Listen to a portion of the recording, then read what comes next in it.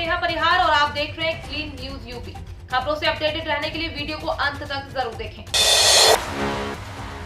इस्तीफों की झड़ी के बीच हठ योग की किस ताकत को दिखाएंगे योगी आदित्यनाथ। इधर यूपी के चुनावी मौसम में इस्तीफों की बारिश हो रही है तो उधर मीलों दूर बैठे मच्छिंद्र नाथ के कुछ शिष्य ऐसे भी हैं जिन्हें राजनीति से तो कोई वास्ता नहीं रहता, लेकिन अब उन्हें लगता है कि कहीं ये पीर मच्छिंद्र नाथ के शिष्य गोरखनाथ और फिर उनके भी शिष्य महंत अवैधनाथ के चेले योगी आदित्यनाथ को निपटाने की कोई सुनियोजित साजिश तो नहीं है जो पर्दे के पीछे से चल रही है।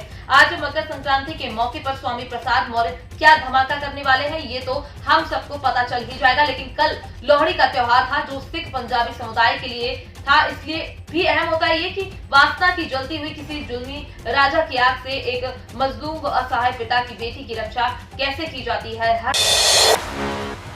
योगी आदित्यनाथ के बाद डिप्टी सीएम केशव प्रसाद मौर्य और दिनेश शर्मा की भी सीटें तय, जाने कहां से लड़ेंगे। उत्तर प्रदेश विधानसभा चुनाव में भाजपा की ओर से सीएम योगी आदित्यनाथ को अयोध्या से लड़ाने की तैयारी है। यही नहीं, राज्य के दोनों डिप्टी सीएम केशव प्रसाद मौर्य और दिनेश शर्मा की सीटों पर भी सहमति बनती दिख रही है। केशव प्रसाद मौर्य को कौशाम्बी जिले की सिराथू विधानसभा सीट से उतारा जा सकता है, ये उनकी पारंपरिक सीट रही है। वहीं भाजपा के बड़े ओबीसी नेताओं ने एक जाने माने नेता है ये स्वामी प्रसाद मौर्य, धर्मपाल सैनी समेत कई अन्य ओबीसी नेताओं के पार्टी से जाने के बाद उनकी अहमियत और बढ़ गई है। उन्हें चुनावी समर में उतारकर भाजपा ओबीसी वोटर बैंक को साधने की कोशिश में है। सिराथू में 5वें चरण में चुनाव होना है। केशव प्रसाद मौर्य के अलावा दिनेश शर्मा को लखनऊ की 3 में से किसी एक सीट से उतारने की तैयारी है। पार्टी सूत्रों के मुताबिक एक तरफ भाजपा सीएम योगी आदित्यनाथ को अयोध्या से उतारकर हिंदुत्व को धार देना चाहती है, इसके अलावा दिनेश शर्मा को ब्राह्मण चेहरे और केशव प्रसाद मौर्य को ओबीसी फेस से उतारकर प्रोजेक्ट करने की तैयारी है।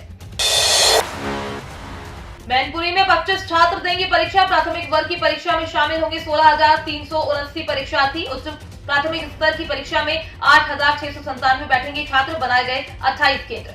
यूपी में 23 जनवरी को आयोजित होने वाली शिक्षक पात्रता परीक्षा के लिए मैनपुरी जिले में प्राथमिक स्तर पर 28 और उच्च प्राथमिक स्तर पर 19 परीक्षा केंद्र बनाए गए हैं। डीएम ने सभी केंद्र व्यवस्थापकों को परीक्षा केंद्र पर तैयारियां पूरी करने के निर्देश दिए हैं। जिले में कुल 25,076 परीक्षार्थी दोनों पालियों में परीक्षा देंगे। जिला विद्यालय निरीक्षक मनोज कुमार वर्मा ने बताया कि 28 नवंबर को निरस्त हुई परीक्षा पात्रता परीक्षा अब 23 जनवरी को आयोजित होने जा रही है। 23 जनवरी को प्रथम पाली में सुबह 10 से 12:30 बजे तक प्राथमिक स्तर की शिक्षक पात्रता परीक्षा का आयोजन होगा। ये परीक्षा जिले के 28 केंद्रों पर आयोजित होगी।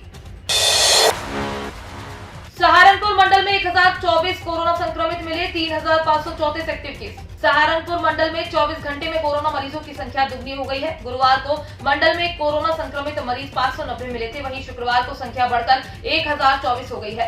सहारनपुर में 486, मुजफ्फरनगर में 486, शामली में 152 कोरोना संक्रमित मिले हैं। मंडल में एक्टिव केसों की संख्या 3,534 हो गई है। सहारनपुर मंडल में अभी तक सरकारी और निजी 40 चिकित्सक कोरोना संक्रमित मिल चुके हैं। अधिकारी 8, पुलिसकर्मी 158, छात्र छात्राएं 335, शिक्षक 101, कर्मचारी 61 संक्रमित मिल चुके हैं। 60 से ज्यादा कोरोना संक्रमित मरीज अस्पतालों में भर्ती हैं। हालांकि भर्ती मरीजों को स्वस्थ बताया जा रहा है। सहारनपुर के मेडिकल कॉलेज में एक प्रसूता की मौत भी हो चुकी है। तीसरी लहर में सहारनपुर, मुजफ्फरनगर और शामली में अभी तक करीब 4,000 कोरोना पॉजिटिव मिल चुके हैं, जिनमें से करीब 476 मरीज ठीक हो चुके हैं। हालांकि अभी एक्टिव केसों की संख्या 3,534 है। 42 स्कूलों ने कहा केंद्र बनाएं, 12 चाह रहे कम परीक्षार्थी। यूपी बोर्ड परीक्षा 2022 के लिए परीक्षा केंद्रों पर आपत्ति के लिए गुरुवार की शाम तक मौका था। परीक्षा केंद्र बने स्कूलों में कई ने केंद्र बनाने की आपत्ति जताई है तो कई ने केंद्र न बनाने पर पुनः विचार का आवेदन दिया है। 12 से ज्यादा स्कूल ऐसे भी जिन्होंने जगह का हवाला देते हुए परीक्षार्थियों की संख्या कम करने की मांग की है। माध्यमिक शिक्षा मंडल विभाग के पास ऐसी कुल 104 आपत्तियां पहुंची हैं। विभाग की मिली आपत्तियों में सबसे ज्यादा 50 परीक्षा केंद्र की दूरी को लेकर है। मानकों के अनुसार छात्राओं के परीक्षा केंद्र 5 किलोमीटर के दायरे में और छात्रों के 10 किलोमीटर के दायरे में बनाए जाने हैं। 42 स्कूल ऐसे भी हैं जिन्होंने केंद्र न बनाए जाने पर आपत्ति जताई है और पुनर्विचार की मांग की है। कोरोना संक्रमण इस बार कर रहा है फैमिली वॉर। 11 दिन में 33 परिवार मिले पॉजिटिव। डॉक्टर ने दी ये सलाह। कोरोना संक्रमण का हमला इस बार पूरे परिवार पर हो रहा है। संक्रमित सदस्य के संपर्क में आने से पूरा परिवार कोरोना पॉजिटिव निकल रहा है। बीते 11 दिनों में अब तक 33 ऐसे परिवार मिल चुके हैं जिसमें सभी सदस्य कोरोना पॉजिटिव हो चुके हैं। इससे ये आशंका और बढ़ जा रही है कि इस बार थोड़ी देर के लिए भी मरीज के संपर्क में आने पर संक्रमित हो सकते हैं। जिले में कोरोना संक्रमण की रफ्तार बीते 5 जनवरी से बढ़ी है। जब 52 संक्रमित मिले थे, उसके बाद से बीते सप्ताह भर में 900 से अधिक संक्रमित मिल चुके हैं। संक्रमितों की ट्रेसिंग और हेल्थ मॉनिटरिंग में जुड़ी आईडीएसपी को कई चौंकाने वाली जानकारी मिल रही है। इस बार ऐसे मरीजों की संख्या तुलनात्मक रूप से काफी अधिक है, जिनके घर में कोई एक सदस्य कोरोना पॉजिटिव हुआ है। आईडीएसपी को अब तक अपनी ट्रेसिंग में 33 परिवार मिल चुके हैं, जिसमें सभी सदस्य संक्रमित हो चुके हैं। इन 33 परिवारों में 179 लोग कोरोना पॉजिटिव मिल चुके हैं। खास बात यह है कि तकरीबन सभी परिवारों में कोई एक सदस्य पहले पॉजिटिव हुआ था और 2-3 दिन में संक्रमण ने पूरे परिवार को अपनी चपेट में ले लिया। कैप्टन मनोज पांडे यूपी सैनिक स्कूल की 16 जनवरी को होने वाली प्रवेश परीक्षा स्थगित। कोरोना के बढ़ते प्रकोप को देखते हुए कैप्टन मनोज पांडे यूपी सैनिक स्कूल ने दाखिले के लिए 16 जनवरी को आयोजित होने वाली परीक्षा अग्रिम आदेशों तक स्थगित कर दी है। लखनऊ समेत वाराणसी, बरेली, मेरठ, आगरा, अयोध्या, गोरखपुर, प्रयागराज और झांसी के विभिन्न केंद्रों पर यह परीक्षा आयोजित होनी थी। परीक्षा स्थगित करने को लेकर सैनिक स्कूल के प्रधानाचार्य कर्नल राजेश राघव ने नोटिस जारी कर जानकारी दी। जारी नोटिस के माध्यम से उन्होंने बताया कि संक्रमितों की बढ़ती संख्या और नए वेरिएंट ओमिक्रॉन को देखते हुए 16 जनवरी को होने वाली प्रवेश परीक्षा को स्थगित किया जा रहा है। राजधानी में राजकीय जुबिली इंटर कॉलेज में प्रवेश परीक्षा होनी थी। सैनिक स्कूल में कक्षा 7 और 9 में प्रवेश परीक्षा के आधार पर दाखिले होते हैं। कक्षा 7 में केवल बालक और कक्षा 9 में बालक समेत बालिकाओं का दाखिला लिया जाता है। प्रवेश परीक्षा स्थगित होने के बाद आगे की भी प्रक्रिया स्थगित होने की पूर्ण संभावना है।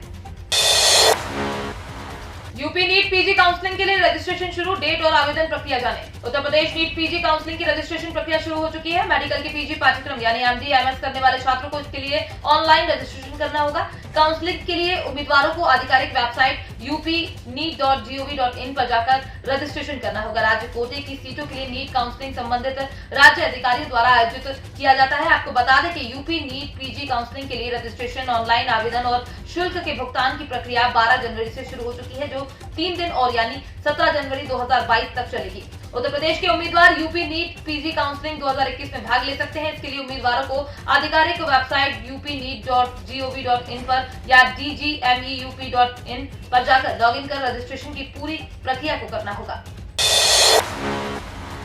कार खरीदने का है प्लान, ये बैंक दे सकते हैं सबसे सस्ता लोन। 2 साल से मुश्किलें पैदा कर रही महामारी ने कार को अब लग्जरी की बजाय जरूरत बना दिया है। पब्लिक ट्रांसपोर्ट की बंदिशें और संक्रमण के रिस्क से बचने के लिए अपनी कार की जरूरत पहले से बढ़ गई है। इस जरूरत को पूरा करने में बैंक आपकी मदद कर सकते हैं। कई बैंक सस्ते ब्याज पर कार लोन ऑफर कर रहे हैं। अगर आपका क्रेडिट स्कोर ठीक है और अन्य शर्तों के अनुसार आप उसको पूरा करते हैं तो आपको 7% ब्याज पर कार लोन मिल सकता है। देश का सबसे बड़ा बैंक एसबीआई भी अभी किफायती कार लोन दे रहा है। एसबीआई कार लोन की ब्याज दरें 7.25% से शुरू है।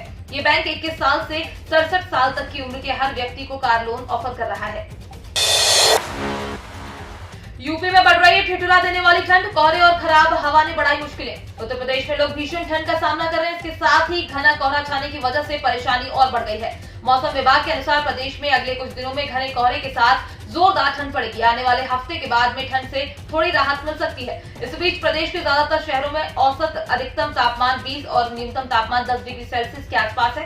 इस समय पश्चिमी यूपी में सबसे ज्यादा ठंड और कोहरे का कहर देखा जा रहा है। पश्चिमी यूपी के अधिकतर जिलों में बहुत घना कोहरा छाया हुआ है, वहीं कड़ाके की ठंड पड़ रही है। मौसम विभाग के अनुसार अगले कुछ दिनों तक प्रदेश में इसका असर देखा जाएगा। इस दौरान कुछ जगहों पर बादल भी जाएंगे तो कभी कभी मौसम साफ रहेगा।